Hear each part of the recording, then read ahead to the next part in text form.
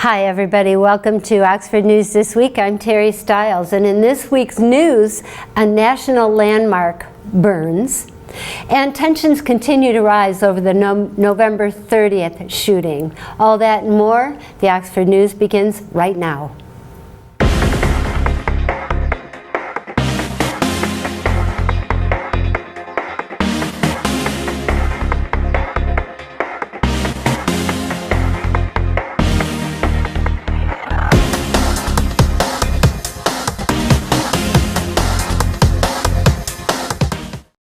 Hoping to get some more attention from Oakland County Road Commission officials, Addison Township Supervisor Bruce Pearson has scheduled a meeting with a new Road Commission foreman for the area in order to fix Addison roads, calling them the very worst they've ever been. Let's listen. The roads are a little bit better. I've been in contact. I go up and meet with the Road Commission guy all the time with our new foreman, and he's really trying hard. Jason is his name, and so I am meeting him at all the bad spots and everything, and at least we got the roads a little bit better. I mean, this is one of the worst years. We've had some bad years, but this one seems to be worse, and I do understand that they're having staffing problems and all kinds of medical problems, but I sure hope it gets better because it's a topic of conversation with all the supervisors right now, and I do know that there's something afoot that they want to change turn the road commission over to the county commissioners, and I don't know if that's the answer or not, but apparently there's a lot of people that aren't satisfied, so hopefully with this new foreman that maybe we'll get what we need done. We don't ask for a whole lot in this township, so but we do need a few improvements. Thanks, Terry. With the North Oakland Transportation Authority millage coming up in August, Supervisor Pearson, who sits on the NOTA board, bragged that the system is the best in Oakland County. Let's listen to that. I will say, just an update, Ed and I are on the NOTA, which is the North Oakland Transportation Authority, and I just want to let everybody know how really important this is. Last year, in 2021, they did 34,617 rides. That's remarkable. We probably have the best transportation system in Oakland County, and the west side of Oakland County now has copied it's called WODA or NOTA for north, and they're WODA for west, and they've copied our whole system, and because we were so successful, and now they are successful. I just want to say that our residents in 2021, just in Addison Township alone, our seniors and disabled people and low income, they got 2,600 rides last year. So I just wanted to bring up that our money is well spent. You know that we have a $0.25 That means 25 cents for every $1,000 that your house is taxed. So I'm just explaining that we get our money back tenfold, okay, because our seniors need to go to their medical appointments and their hospital treatments and their dialysis, and the disabled need to get to work. My son is a prime example. He's disabled, and he has had a job now for 3 years and hasn't missed a day of work because of NOTA. So anyways, and already since January and counting May, I think NOTA has already given 15,306 rides already. So that's remarkable. I don't think anybody else can even match the service. This is from your front door to your job, or from your front door to your medical appointment or doctor's office or hospital. I don't think anybody can match that service. The parents of the Oxford High School shooters are asking a judge to sanction the county prosecutor for allegedly bad-mouthing and calling them liars. According to the defense counsel, the prosecutor is crossing the line by trash-talking the parents. The prosecution argues the defense does not have the right to muzzle the prosecution. Jim? In an addendum to that story, a judge on Wednesday denied a request from James and Jennifer Crumbley to dismiss their criminal charges, concluding there's enough evidence and reasonable juror to conclude that 4 students died due to their gross negligence.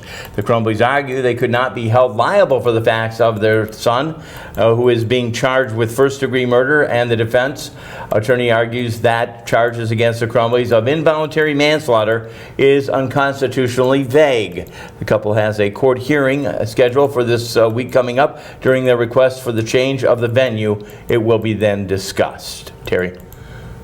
Tensions between an Oakland County judge and prosecutor over the ordered release of all evidence in the Oxford High School massacre, which would include copies of all police reports and surveillance videos. The families are seeking the evidence as part of several lawsuits. Worried that the release will affect her case, the prosecutor is pursuing keeping evidence under wraps. The judge says the parents should have the opportunity to know what is in those files before it comes out in the criminal cases. Jim? Prayers and thoughts with our neighbors to the west. A massive fire broke out this past week, last week actually. Holly, on Tuesday afternoon, the Holly Hotel, an historic landmark in the village of Holly, located at 110 Battle Alley, most of us have been over there, is one of the buildings in that area that actually caught on fire. Parts of the building were destroyed. Battle Alley Arcade Antiques Mall, which had just so many things, and Andy's Place were also impacted with the fire. Extremely thick smoke filled the area. Channel 7 Action News was on site covering part of that. At least 5 ladder trucks were pouring water on the buildings impacted. The fire took out the power in much of the downtown Holly area. That responded to the scene. Many other fire units and fire departments came. According to the Holly Hotel's website, the hotel is referred to as the most haunted historic building in Michigan. The website also notes that the hotel has 2 major fires in the past, which one happened back January 19th, 1913. Fire crews from 17 departments responded to this one. Crews were still there on the scene as of last week. They're doing an investigation to find out what could possibly have happened. Once again, prayers to our friends in Holly. I know they depend on a lot of the economy based on that downtown area. We send a prayer from Oxford. Terry? Yeah, it's a sad story. Well, last week the Oxford Fire Department staff went door to door in the Brad Dewey subdivision as a start to install smoke and carbon monoxide alarms as part of the Safety Begins at Home campaign. The team installed 24 smoke alarms and 9 carbon monoxide alarms in 7 homes that had no working alarms. Under the program, the department is distributing and installing alarms free of charge to those 55 and over with a lower income bracket. For more information, if you qualify on the alarms, contact the Oxford Fire Department. Jim? 4 of the 2022 Oxford High School graduates, Jessa Chapin, Tana Chapin, Shailene Garcia, and Olivia Schumacher, boarded a NOTA bus and traveled to Southfield to take on the National Registry exam. Success completion of this test is necessary to become a licensed emergency medical technician. That would be EMT for short in Michigan. Jessa, Tana, Shailene, and Olivia recently completed the EMT education program, which is designed to prepare students for 1, meet all the state's educational requirements for EMTs, 2, take the National Registry exam, and they turn after they turn 18 years of age. Established back in 2020, the EMT education program is a partnership between the Oxford Community Schools, Oxford Fire Department, Addison Fire Department. Again, this class is part of the school district's Health, Science, Career, and Technical Education CTE program. The program is also open to eligible high school seniors enrolled in Oxford schools. Students divide their time between learning in the classroom and at the Oxford Fire Station number 1, riding along with the ambulance crews and working in an emergency room situations. Kelly Gilgore, the Oxford Fire Department's recruitment and retention manager, serves as the course lead instructor. Addison Fire EMS coordinator Lieutenant Ben Rice serves as a course coordinator as well. Addison Fire Department is licensed by the state to teach EMT level education. Again, congratulations to those 4 graduates. They may be saving our lives in the future. Terry? Absentee ballots are already in the mail to voters who requested them, and if you did not, you might want to contact your clerk or the Oakland County clerk. They're in the mail just in time for the August 2nd primary elections. To view a sample ballot, please visit it looks like tinyurl.com. For those of you who have questions concerning the elections, you're encouraged to contact your local clerk of Oxford or Addison Townships. Jim? With that, we'll be right back. Dave Kenny will have Auto Talk, Science, and the News. We'll have that. I think I have a brief sports and the end of the news. As we always do, Terry and I'll be back to close it all out on Oxford News this week. We'll be right back. Don't go away.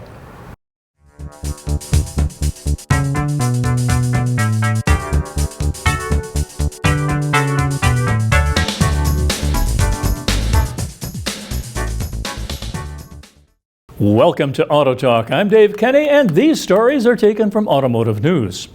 In our first story, General Motors is aiming to simplify the EV charging experience by allowing drivers to plug in and automatically charge their vehicles when using charge points on the Ultium 360 network rather than rely on a mobile app to set up and pay for charging. GM will launch the plug-and charge service June 23rd with EVgo. After drivers with an EVgo account, active OnStar connected services, and the GM brand app for their vehicle perform a one-time activation of plug and charge within the app, they will be able to plug in the cable and begin charging at any EVgo charger on the Ultium 360 network, GM said in a statement. Unlike at a traditional gas station, there's no messing around with the screen. You just plug it in and it starts. Tommy Duran, GM's manager of EV charging experience, told Automotive News. The plug and charge feature is designed to work on multiple public networks in North America, beginning with EVgo. Starting June 23rd, the feature will be available at nearly all EVgo DC fast charging stations in the Ultium 360 network. GM plans to eventually add the service to all compatible DC fast charging stations in the network, which includes more than 100,000 charge points across the U.S. and Canada. The feature works with vehicles powered by Ultium batteries, such as the GMC Hummer EV pickup and Cadillac Lyriq, along with the Chevrolet Bolt EV and EUV equipped with DC fast charging capability, which are powered by GM's previous generation batteries. We want to be able to be the company, that is, that makes the EV experience seamless and convenient for everyone, Haas Hassani, GM Vice President of EV Ecosystem, said in a statement. Our collaboration with EVgo on Plug and Charge complements the work already in place with Ultium Charge 360 and is part of our larger effort this year to expand charging infrastructure access and education. The feature is part of GM's nearly $750 million investment in charging infrastructure. The automaker is also working with EVgo to add more than 3,250 fast chargers throughout the U.S. by 2025, and GM plans to launch a program with dealers that would add more than 40,000 Level 2 chargers in dealers' communities across the U.S. and Canada. In our second story, Honda Motor Company is recalling 112,060 vehicles in the U.S. after the discovery of a frame defect that could increase the risk of a fire. The recall affects 2006 to 14 Honda Ridgeline models sold or registered in the Salt Belt region of the country, locations where de-icing agents are applied to roads during the winter. Honda said an investigation revealed that accumulation of de-icing agents and other debris on the rear frame where the fuel tank is mounted could cause the mounting bands to corrode and separate. That could result in fuel leakage and fire risk if the fuel tank is damaged. Honda said in a statement June 21st that the company is not aware of any fuel leaks, accidents, or injuries related to the defect. Remedies will be determined based on the corrosion level of the frame, and Honda will explore repurchase of vehicles on a case-by-case basis. Honda notified dealers on June 17th and will begin notifying owners on August 1st. Well, that's it for this edition of Auto Talk. I'm Dave Kenny, and we'll be right back.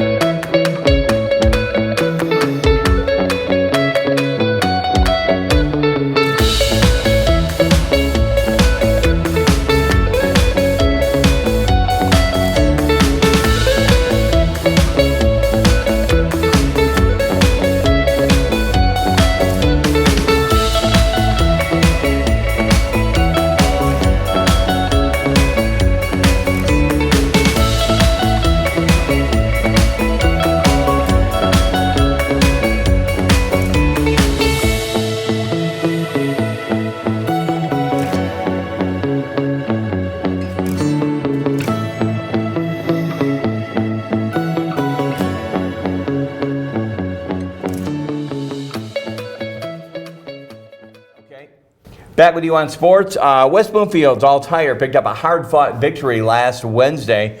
They took on Oxford Health Quest and 24th Street Tavern out in the Seymour Lake Park. West Bloomfield again took possession of the game at the end, and obviously it was a hot day. Everybody enjoying the senior softball. Watch for that on OCTV. West Bloomfield traveled to Oxford travels to West Bloomfield, and then on Wednesday, Oxford will travel to another area and take on that softball team. Once again, those guys are playing real hard. And I tell you, the temperatures have been totally awful out there. It's like 90 degrees today. Hopefully, they'll come up with a victory. Again, want to thank all the seniors playing softball. Check out the Oxford Athletics site. You might want to check that out to see if your athlete is going to need some type of physical. I know they usually offer that in the next month and a half. It's OxfordStrongAthletics.com. Check it out. Oxford plays again their first game. This is football now. We do other sports. They take on Romeo in Romeo on the last week of August. They will be back home on September 2nd with Birmingham Groves, and then the following week, the big game that we all come to know and love on the 9th of September. They're going to take on the Lake Orion Dragons. Once again, that's just in football alone. But check out the Oxford Athletic website. You're going to want to find out what you need to do to upload those necessary documents for your athlete to play in Oxford sports. Back in a moment. Terry and I'll close it all out. This is Oxford News This Week. Do you love local sports? Whether it's Oxford High School or Parks and Rec, you can buy copies of each game.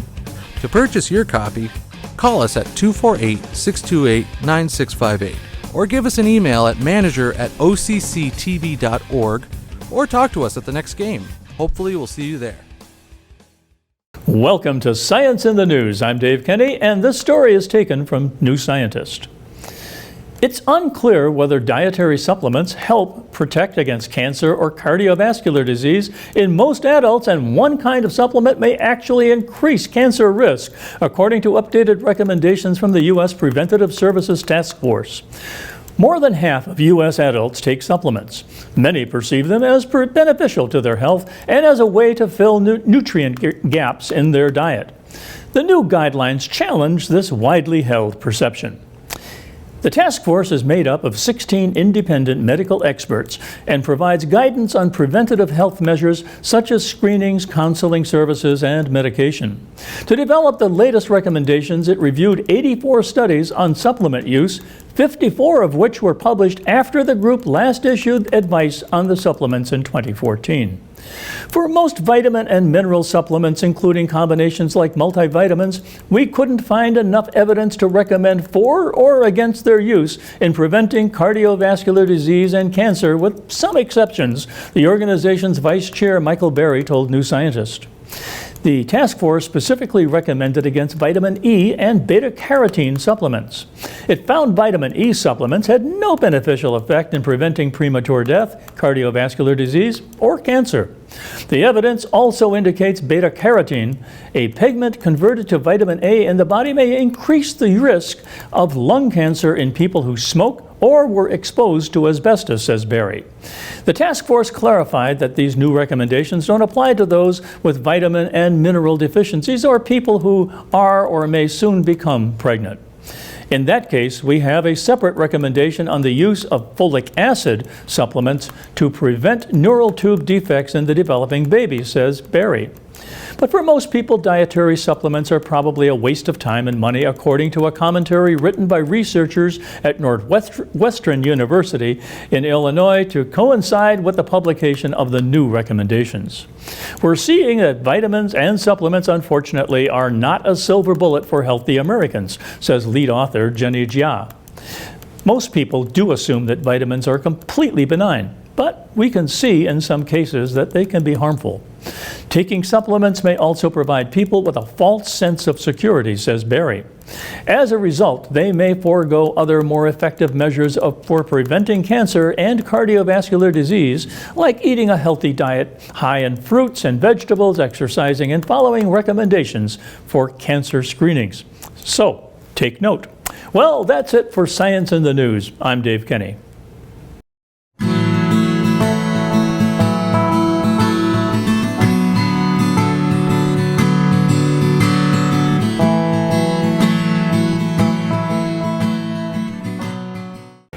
And we're back with you, another edition of Oxford News this week. Great to have you with us, Harry Styles. Again, great to see you, sir, and enjoying we're your back day. together again. Oh, So far, so good. Every so often we get together, right?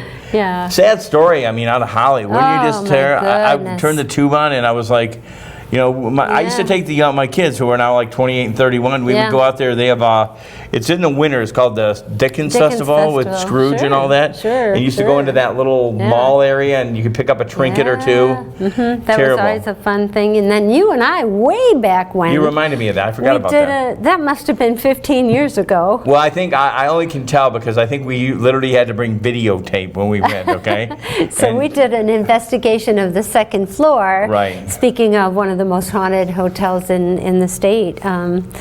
I don't remember if we got anything. I have since gotten some I don't things, know. but- I think we were over there. I think we were probably doing the news like in October, and it was like a pre-Halloween thing or Yeah, something. it was fun. And I mean, compared to what we bring on the road now with a van and everything, we went over there with like a box, 2 cameras, and I mean, it was fun. I each remember other. that. Yeah, that was really. Back in that the- was the only time I was ever upstairs on the second floor, and they say that was the most haunted portion of the hotel. And then I'd been, you and I both, but I've been in the antique. Right, that is amazing. That's just sad. Many times. There was a lot of really cool antiques in there. It was just sad. The one thing And a ghost cat. There really was a ghost cat there. And you'd be the one to know. Yeah. What I was going to say, there was a lady there, and she used to have a plaque. I think it was on the antique. I can't Behind remember the her name now, counter, but she was like really big and made national news during Prohibition. Oh, she was yeah, one. That's how they got Battle gosh, Alley. yeah. That's how they got Battle Alley out of it. That Holly was an instrumental part back in the day when when. I mean, I don't know what's. I guess she was on the side of you shouldn't drink. God darn it, I can't think of her name. But Yeah, her- right. Yeah. If you look it up, All I want to next week say we'll is have it next Susan week. B. Anthony, and you're all No, it ain't standing. Susan B. You Anthony. are all standing in front of your TV, saying the name, going, "I can't believe you guys don't remember that." If you call in right now, we'll give you a prize. Okay. Anyways, yeah, but that her T-shirts. her plaque was actually right up there, Yeah. and I think she was on the verge of like don't drink. Okay, so I'm not sure I'd have been. Oh yeah, no, she was definitely led the charge. Don't drink. Yeah, it was I a don't big think parade. I don't think her and I would have got along. No. I liked. I know weekends you got to have a drink every now. I would and have then. put her picture up in that Andy's. I feel bad for Andy too. Again, our prayers for our friends. We're not trying to make light of this. Our friends out in Holly. Again, our heartfelt prayers. A lot of people have been out there and had a good time, and hopefully they'll get something built back up, I guess. I drove through there on Friday afternoon, just coming from the Flint area, and you could still smell it, the smoke, and so everybody in Holly, I'm sure, is haunted from, no pun intended, but haunted by the smell. It's devastating to see a fire like that. Tell the gang how they can see us and how where you can see us and all that. If you didn't catch all of our stories today, you can catch them on Charter Channel 191, AT&T Channel 99. You can also go to the Oxford Leader newspaper. You can go to the Charter Township of Oxford Facebook page. We are also on Facebook and YouTube, and it's just Oxford Community Television, YouTube or Facebook. And we're also on Rumble. And download the Roku app, and you can see us on that. I have no idea what this is, Roku, but I know we're there, and I hopefully maybe I'll get it one day. Kind of like YouTube. 2 assignments, okay, this week. Find out the lady from Holly, and I'm going to look up Roku, okay? It's not Susan B. Anthony, I know that. No, she's somebody with $1, which I don't have a lot of those either. Dolly Madison, or no. Stop saying people now, I need okay? to quit while I'm ahead. Anyways, thanks to the people that break it all possible. We want to thank our friend Joe Hewitt, who does the edit. Dan Weiss, who just does everything and does it really well. Connie gets it all timed in from my friend Terry Stiles, who definitely is right here, and yours truly, Jim Hughes. Till we do it all over again, we hope you have a blessed week. Take care of yourselves and those around you. We'll see you again next week on Oxford News this week. Have a good week, everyone. Take care and be safe.